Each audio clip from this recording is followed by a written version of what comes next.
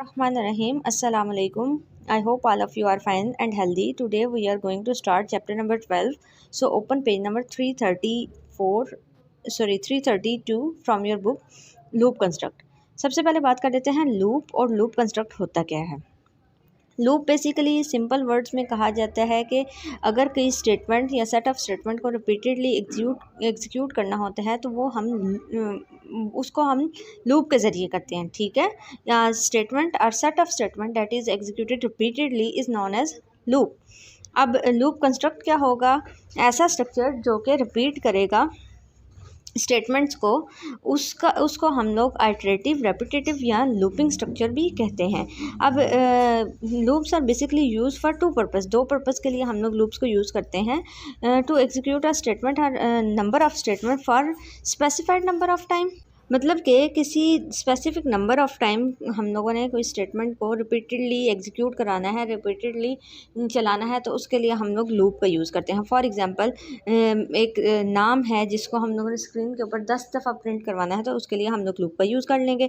या फिर हम लोग वैल्यूज़ को सीक्वेंस करने के लिए भी यूज़ करते हैं, जैसे कि यूज़र डिस्प्ले करना चाहता है किसी नेचुरल नंबर्स को जो कि 1 से लेकर 10 तक रेंज करती हैं, तो इस तरह की कंडीशन के लिए भी हम लोग लूप्स का यूज़ करेंगे। इस तरह के सिनेरियो के लिए हम लूप का यूज़ करेंगे। अब लूप्स हमारे पास 3 तरह की हैं, that is while loop, do while loop, for loop. सबसे पहले वाइल लूप की बात की जाए तो while loop is the simplest loop of C language में जो हमारे पास सबसे सिंपल लूप है वो है वाइल लूप है।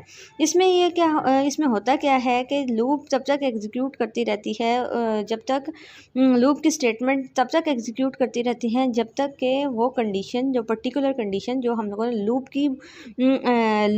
लूप में लगाई होती है, यानी कि वाइल लूप की ब्रैकेट्स के अंदर लगाई होगी, वो ट्रू रहेगी। It is useful where the number of iteration is not known in advance, यानी कि नंबर ऑफ आइटरेशन हमें पहले से नहीं पता होंगी। हमें नहीं पता होगा कि हम लोगों ने पाकिस्तान को 10 दफ़ा प्रिंट करना है, हमें नहीं पता होगा कि हमने किसी स्पेसिफिक स्टेटमेंट को, स्पेसिफिक फंक्शन को 10 दफ़ा परफॉर्म करना है, यानी कि हमें किसी स्पेसिफिक नंबर का नहीं पता होगा कि कितनी दफ़ा हम रिपीट करना चाहते हैं। हमें यह पता होगा कि हमने इस स्टेटमेंट को तब तक एग्जीक्यूट करते रहना है जब तक कि नंबर एन नंबर जो है वो ग्रेटर रहेगा 0 से।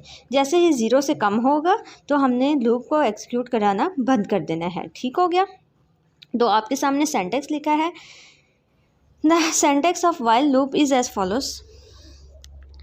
तो उसमें क्या है, सबसे पहले वाइल कीवर्ड लिखेंगे, उसके बाद आप लोग कंडीशन लगाएंगे ब्रैकेट्स के अंदर। कंडीशन क्या हो सकती है, n is greater than 0, n is less than 10, ठीक है, इस तरह की कंडीशंस लगाएंगे।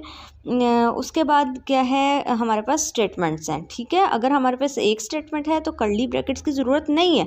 अगर हमारे पास एक से ज़्यादा स्टेटमेंट्स हैं लूप की बॉडी में तो हम पे लाजिम है कि हमने कर्ली ब्रैकेट्स का यूज़ करना है आफ्टर वाइल स्टेटमेंट, ठीक है। वाइल स्टेटमेंट के बाद आपने कर्ली ब्रैकेट्स का यूज़ करना है ताकि वाइल की बॉडी आप बना सको।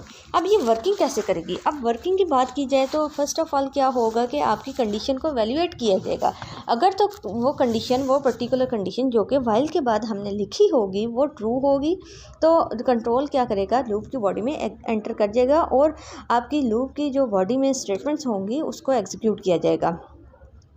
उसको एग्जीक्यूट करने के बाद क्या होगा कि अगेन दोबारा से कंडीशंस को एवेल्यूएट किया जाएगा, ठीक है। लूप को स्टार्ट किया जाएगा और कंडीशन को एवेल्यूएट, ये प्रोसेस तब तक कंटिन्यू रहेगा जब तक कि हमारी जो कंडीशन है वो ट्रू रहेगी। यानी कि हमें फॉर एग्जांपल कंडीशन ये लगाई थी n is less than 10, n जब तक 10 से लेस होगा तब तक हमारी ये लूप एग्जीक्यूट करती रहेगी रिपीटेडली। अगर मैं यानी कि जब n जैसे ही n 10 से ग्रेटर होगा तो हमारी जो लूप है वो एग्ज़िट कर जाएगी। तो फिर नेक्स्ट क्या होगा कि जब वही बात कि कंडीशन फॉल्स हो जाएगी, आपकी लूप टर्मिनेट हो जाएगी। तो इस तरह से हम लोग वाइल लूप का यूज़ करते हैं। अगर कंडीशन हमेशा ट्रू रहेगी, ठीक है, तो हमारी लूप जो होगी वो कभी भी एंड नहीं होगी, ठीक है। तो ऐसी लूप जो कि जिसका कोई भी एंड पॉइंट नहीं होता, उस लूप को हम लोग इनफाइनाइट लूप कहते हैं। तो अब इसके फ़्लो चार्ट को देख लिया जाए तो सिंपल सा फ़्लो चार्ट है। कंडीशन ट्रू होगी तो लूप की बॉडी एग्जीक्यूट की जाएगी, फॉल्स के केस में नहीं एग्जीक्यूट की जाएगी, ठीक है।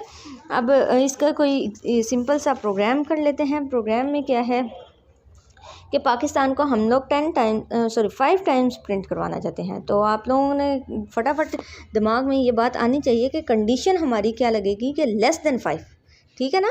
क्वेश्चन में ये गिवन है कि 5 टाइम्स हम लोगों ने प्रिंट करवाना है, तो लेस देन 5 की कंडीशन लगेगी लाजमी तौर पे वाइल की ब्रैकेट्स के अंदर, ठीक है। और वाइल के बाद हम लोग अब चलें इसको स्टार्ट करते हैं। सबसे पहले क्या है, हेडर फाइल्स इंक्लूड कर दी आपने, प्री प्रोसेसर डायरेक्टिव्स ऐड कर दिए। हेडर फाइल्स को प्री प्रोसेसर डायरेक्टिव्स भी कहते हैं, आप लोगों को ऑलरेडी पता होगा। उसके बाद क्या है, वाइड मेन आपने फंक्शन बनाना है, उसके अंदर आपने एक नंबर डिक्लेयर करना है और उसको स्टार्टिंग वैल्यू 1 दे देनी है, ठीक है। अब ये नंबर जब तक 5 से लेस होगा तब तक हमारी वाइल लूप एग्जीक्यूट होगी।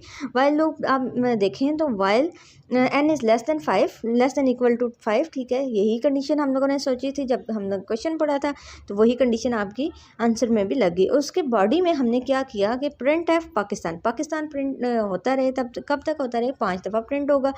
n++ और n को ++ करने का क्या मकसद है यहाँ पे, अगर हम लोग n को प्लस नहीं करेंगे तो n की वैल्यू हमेशा क्या रहेगी, 1 रहेगी। तो इंक्रीमेंट जो है वो लाजमी तौर पे आपने लास्ट में लगाना होता है, जब भी आपने वाइल की बॉडी क्लोज करनी होती है, तो उससे पहले आप लोगों के लिए ज़रूरी है कि आप लोग इंक्रीमेंट या डिक्रीमेंट यहाँ पे यूज़ कर लें, ठीक हो गया। तो इस तरह से ये आप लोगों का प्रोग्राम बनेगा ताकि आप लोग किसी भी स्टेटमेंट को 5 टाइम्स प्रिंट करवा सकें। अगर मैं कहती हूँ कि यहाँ पे 10 टाइम्स प्रिंट करना है, तो ऑब्वियसली यहाँ पे लेस देन इक्वल टू 5 की जगह लेस देन इक्वल टू 10 हो जाएगा। तो नेक्स्ट जो प्रोग्राम है आप लोगों के पास, write a program 12.1 which is write a program that displays counting from 1 to 10, 1 से लेकर 10 तक काउंटिंग हम लोगों ने डिस्प्ले करनी है। तो उसके लिए हमने क्या किया, वही हेडर फाइल्स के बाद हम लोगों ने मेन फंक्शन बनाया। मेन फंक्शन में हम लोगों ने इंट नंबर लिया, ठीक है, और उसको इनिशिएट कर दिया 1 से, ठीक है। अब इसी नंबर को हम प्रिंट कर देंगे। पिछले जो प्रोग्राम था, पिछले एग्जांपल में हम लोगों ने वो स्टेटमेंट प्रिंट की थी, ठीक है। इसमें क्या करेंगे, हम लोग इसी नंबर को डायरेक्टली सी आउट कर देंगे, यानी कि प्रिंट ऑफ कर देंगे, सॉरी। तो इस तरह से 10 नंबर्स प्रिंट हो जाएंगे स्क्रीन के ऊपर। इसके बाद हमारे पास क्या है, program write a program that displays first 5 numbers and their sum using while loop. While loop को यूज़ करते हुए आपने फर्स्ट 5 नंबर्स को डिस्प्ले करना है, बिल्कुल उसी तरह से जिस तरह से हम लोगों ने लास्ट में किया था। लेकिन यहाँ पे एक नई चीज़ है कि उनका सम भी डिस्प्ले करना है। तो सम डिस्प्ले करने के लिए हमारे पास एक और वेरिएबल होना चाहिए, सम के नाम से ले लेते हैं, ठीक है। जैसे कि 12.2 में लिया भी हुआ है कि सम के नाम से एक वेरिएबल ले लिया है। उस वेरिएबल को स्टार्ट हम लोगों ने किससे किया, 0 से स्टार्ट किया, क्योंकि जो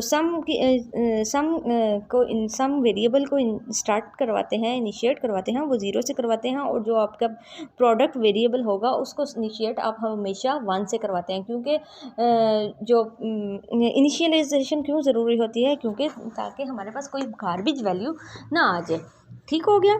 तो उसके बाद वाइल लूप में देखें, बिल्कुल सेम कंडीशंस यूज़ की गई, सेम स्टेटमेंट्स यूज़ की गई हैं, लेकिन यहाँ पे एक स्टेटमेंट न्यू है जो कि sum is equal to sum plus c. n++ का मतलब भी n is equal to n+1 ही होता है। यहाँ पे आप c++ भी यूज़ कर सकते हैं, नो डाउट। अब फार्मूला आप लोगों को आना चाहिए सम करने का, sum is equal to sum plus C. ये जहाँ पे भी आप लोगों ने कुछ इंटीजर्स को सम करना होगा तो आप यही फार्मूला यूज़ करेंगे। अगर मैं आपको कहूँगी कि पहले 5 नंबर्स का प्रोडक्ट कैलकुलेट करें, तो प्रोडक्ट का फार्मूला होगा product is equal to product multiply by C, ठीक हो गया। वो वेरिएबल जो कि हम लोगों ने कंडीशन वाइल कंडीशन में लिखा हुआ होगा। इसके अलावा बाकी आप लोगों के पास प्रोग्राम्स हैं, 6 प्रोग्राम्स हैं नेक्स्ट, ठीक है। ये आपने प्रैक्टिस करने हैं। अगर आप लोगों को कुछ भी समझ नहीं आती, आप लोग मुझसे पूछ सकते हैं, आप लोग कमेंट डाउन कर सकते हैं। We will meet again with the next video. Till then take care, अल्लाह हाफिज़।